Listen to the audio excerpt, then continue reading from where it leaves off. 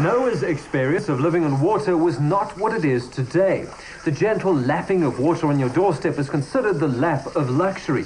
That, or a not-so-subtle clue that Noah knows something you don't.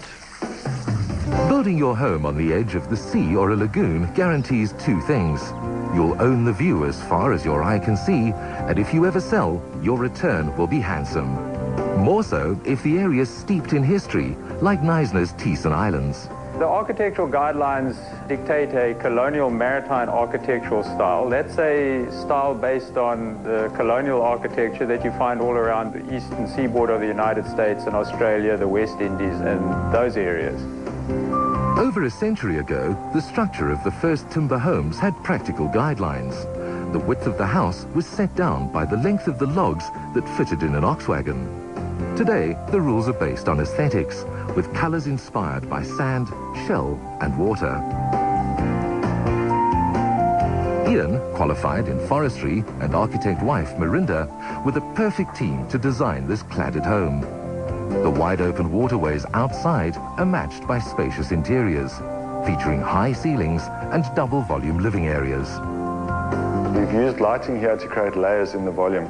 So what we've done is we've used uplighters on elements like the exposed flue. We used downlighters on paintings, for instance, on the staircase.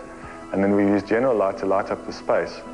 And that's given us a warm feeling in the volume using the different layers of light. Ceiling lights echo the shape of elongated butterfly cocoons, a reminder that nature's just beyond the glass. The space is contemporary, but not overly modern. It's an open-plan kitchen which directly opens onto the dining room, the living areas, and of course from the kitchen you relate directly to the deck outside and to the waterways and to people on their boats, and it's just got that lovely, airy, easy living style. A double-sided fireplace is practical and subtly demarcates living areas, inviting you to see different perspectives. As you can see from where we're sitting, there's beautiful colours to work with outside, the greens, the light browns, and the colour of the water, which we've definitely brought into the house using soft greens on the walls and then tones thereof. The floor is a lovely soft brown, and we've pulled that also into the decorating of the house, into the fabrics, which then complements the artwork and the rest of the accessories. A neutral palette inside, created with travertine floors and walls in a shade of creamed honey, allows for exterior drama. Water reflects a changing sky and the seasonal colours of the surrounding landscape.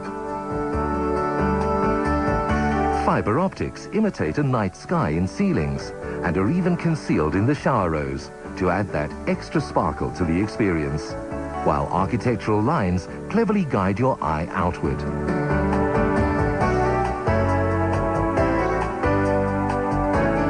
Because you've got that amazing advantage of being in such a special place on the water and that whole lifestyle that's associated with that, it is important to create that relaxed atmosphere and being able to live from the inside to the outside, so that whole space becomes your home. From a modern beach house to Beaconwood Estate at Hartbeespoort Dam. Here one finds a different perspective on life at the water's edge. Financial advisor Jonathan Hall and his artist wife Phil were drawn by a lifestyle where they could entertain and play sport.